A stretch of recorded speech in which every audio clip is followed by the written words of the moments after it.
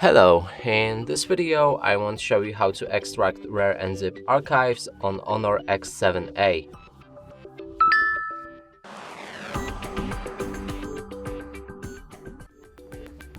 To do this, we'll need to get the rare app I shown you previously on how to download. Now let's open this specific app.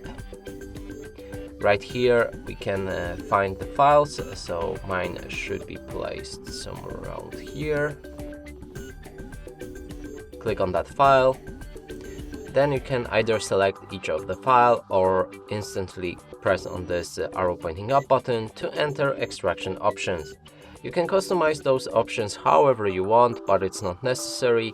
I'm gonna go with browse to change the designation where the files will be extracted. So let's put them right here. Then click on OK.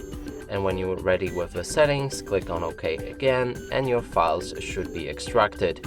And that's it for this video. Hope you like it. Please consider subscribing to our channel, leave a like and a comment below.